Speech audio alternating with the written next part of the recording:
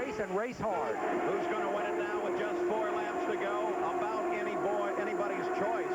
You consider it. You've got the Galmer chassis running 1 and 2, last year's Chevrolet engine. A Lola, last year's model, running with last year's Chevrolet engine, running in 3rd place. Brand new Penske, brand new Chevy engine, running in 4th place. They all perform just a little bit different.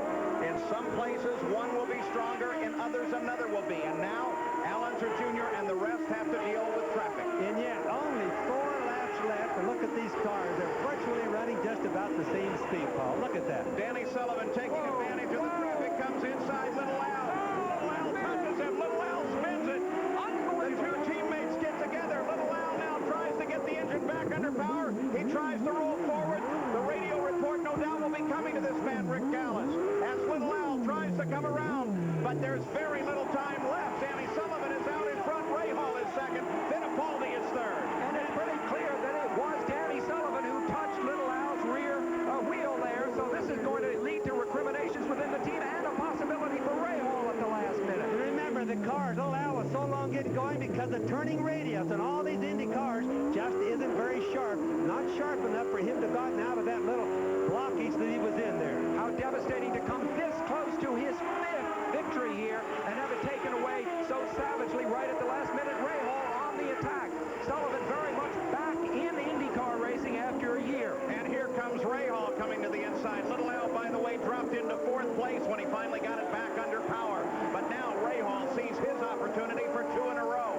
And he begins to charge at the back of Danny Sullivan's car. There's no laps left. He's got to go for it. Time is running out. And Rahal is passing. Has got to be at the end of the long straightaways. One of the 2 of them, the front one and the back one. The engines in 1st and 2nd place are the same. The difference is in the chassis and certainly in the driver's skills, though they are both wonderfully well-matched competitors. Both of them Indianapolis 500 champions. Both of them PPG IndyCar champions. Were Sullivan to hang on an all-new chassis, the Galmer chassis would win in just its 3rd race, an incredible achievement. 103 laps into the record book. Unser Jr.'s chance at a 5th straight victory go by the wayside when he taps with Danny Sullivan. But the question one must ask is, did in that tap any damage occur to Sullivan's car, which may manifest it here in the last lap? I doubt it, but I think the pressure on Sullivan is now incredible, because if he loses this race to Rahal, he is going to be a very bad guy around the Gallis-Craco team. Well, he didn't do it intentionally. No, of course he didn't. I mean, he didn't. Racing is very close. The white flag comes out. There is just one more circuit to go, 1.59 miles. Danny Sullivan has the lead here. This is one of Rahal's chances. He doesn't take it as they go into the 1st turn. Now they will have to single file. Maury Cranes watches his car. Debbie Rahal keeps track of her husband. Now they move back, heading for Seaside. That is the last reasonable chance that Bobby Rahal will have. His objective will be to try to move to the inside at the end of this straight and outbreak Danny Sullivan going into the corner. Here is Rahal. He makes his move, darting toward the inside. He can't get it done there. Very little opportunity now. It would be a remarkable maneuver if Rahal could get past. As Danny Sullivan heads for the final turn, and Danny Sullivan is now on the pit straight. Both of them coming up to speed. The checkered flag lies just ahead, and Danny Sullivan, facing the checkered flag, has taken the win for the Gallis-Craco team.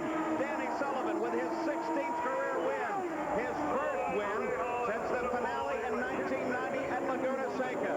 A very tired man, a dirty helmet, and a dirty car.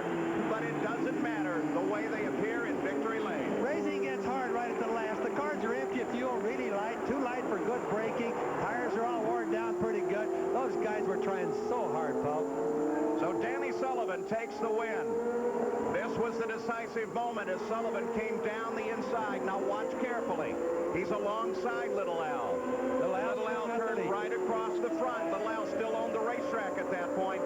Tapped the left front wing on Danny Sullivan's car, and Little Al's car got loose. He spun it, fell back to 4th place. Little Al's view, the same situation. Again, heading for that sharp right-hander at the end of Seaside. Now he's on the brakes. Danny Sullivan is coming to the inside. Little Al turns into the corner, and they touch. And the race is effectively over at that point.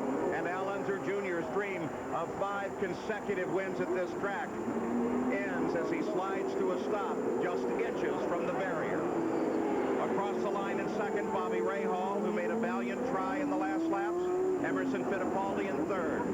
Little Al in fourth place. Scott Goodyear came by in fifth. And Rick Mears stayed with it all day and came by in sixth. So Al Unser Jr. takes the win in the Toyota, or takes fourth in the Toyota Grand Prix as Danny Sullivan wins it.